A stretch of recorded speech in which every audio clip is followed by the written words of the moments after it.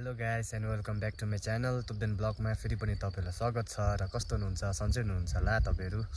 अन्त म पनि सन्चै एकदम ठिकठाकै छु र म चाहिँ अहिले फिलहाल पल्लोबारी आइरहेछु। अन्त पल्लोबारी आएर चाहिँ यहाँ अलिकति काम छ, किनभने जस्तै मटरहरू गोडेकोहरू सफाहरू गर्नुपर्ने छ होइन। अर्को खेती अब यो मटर निकालेर बन्दाकोपी चार्नुपर्ने छ, त्यसले गर्दा चाहिँ यहाँ अब काममा आइरहेछु। र म चाहिँ अघि बिहानदेखि नै ब्लग भिडियो बनाउनु सम्झेको थिएँ खासमा। अन्त बिहान चाहिँ अलिकति टाउको दुखेको जस्तो भएर चाहिँ बनाउनु पाइनँ हो। अन्त अहिले चाहिँ भर्खर घर गएर चिया खाजाहरू खाएर आएर चाहिँ अन्त 1 बजी छ। अन्त टक्कै अहिले चाहिँ इभिनिङको टाइममा ब्लग भिडियो बनाइरहेको छु म। सो तपाईँहरू यो च्यानलमा नयाँ हुनुहुन्छ भने प्लिज होइन लाइक कमेन्ट सेयर सब्सक्राइब गरिदिनुहोस्। तपाईँहरूको सपोर्टले गर्दा भोलिको दिनमा म फेरि राम्रो भिडियोहरू ल्याउनेछु।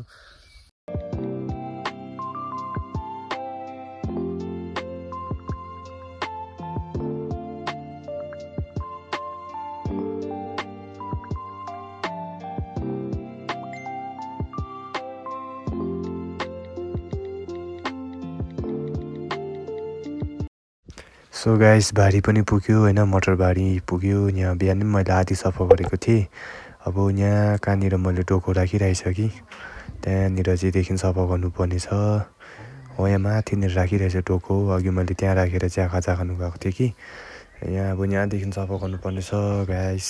यो चाहिँ बिबिसको यो मैलाहरू चाहिँ उठाएर माथि लगेर थुपार्नु पर्ने छ। हरेस हुन्छ गाइस, के गर्नु अब गर्नै पर्यो। यहाँ सामान रोपेको हो, अब यो सफा गरेर चाहिँ बन्दाकोपी लाउनुपर्छ। त्यहाँबाट उठाएर लिएर आएर चाहिँ यहाँ खनाउनुपर्छ हो। यो ढोकोमा लिएर आयो, ढोकोमा लिएर आएर यहाँ खनाएर चाहिँ यहाँ पछाडि यसको माथि मल छरेर चाहिँ कोपिन्डो रोपिदिनुपर्छ यसको माथिमा हो। यहाँ तल डडङ भन्ने फेरि यो चिसो छ, पानी परेर भिजेको छ, पुरा जल्दैन आगो नै, त्यसले गर्दा चाहिँ। अनि आज मेरो बुढाले चाहिँ टारबारीमा सफा पारेछ सबै। अस्ति यो गोडगाड पारेको झारहरू उब्रेको सबै डोकोमा लिएर टिपटाप पारेर एकदम सफा गर्दै रहेछ बारी। अनि यहाँ चाहिँ हुनुहुन्छ उहाँ, के गरेको हत्तु बिहानदेखिको बिचरा, बिहानको खाना खाएदेखिको काम गर्नु आएको।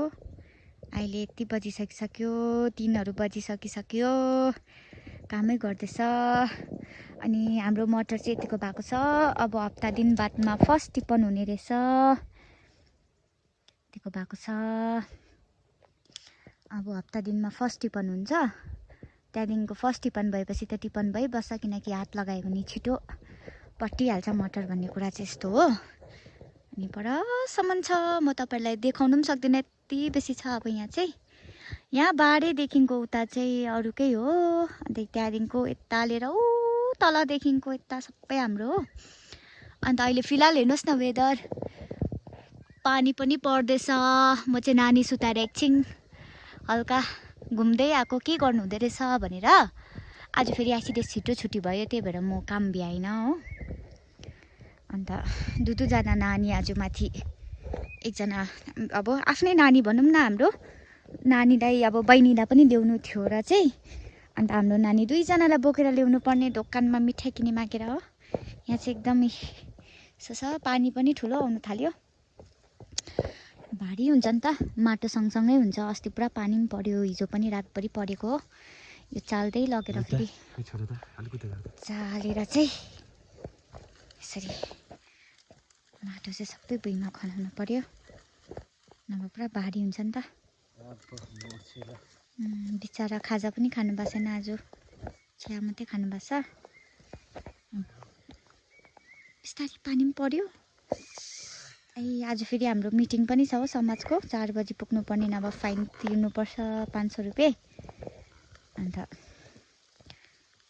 अब यो लास्ट गरेर जाउँ, पानी आयो ठुलो। अब माथि खनाउनु पर्ने फेरि हो।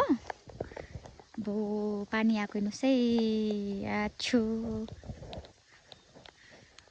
अब बर्खा लाग्यो, यस्तै हो दिनहरू। पानी भनेर त्यतिकै बस्नु भएको छैन अब हो, काम गर्नै पर्यो।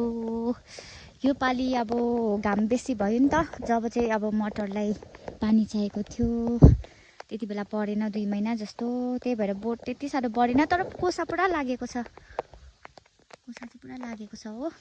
उयो जुत्ता ऊ माथि जुत्ता रातो हो यो, यहाँले जुत्ता अर्को अर्को अर्को हो यो दुइटाले हो यसले, अर्कोमले अर्कोमले जुत्ता अर्कोम यहाँले यहाँले छिटो यहाँले जुत्ता टुरिस्ट जस्तो भएर कता गएको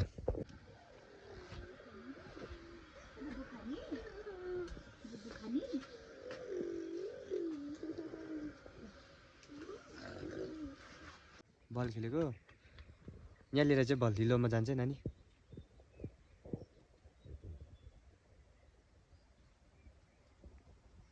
अहिले चाहिँ तपाईँको 4:30 भयो इभिनिङको। नानी चाहिँ भर्खर सुतेर उठेर यहाँ बल खेल्दैछ। चाहिँ यहाँ चाहिँ त्यहाँ पानी जाम्ने छ, पानी भर्खर रोकेको। ला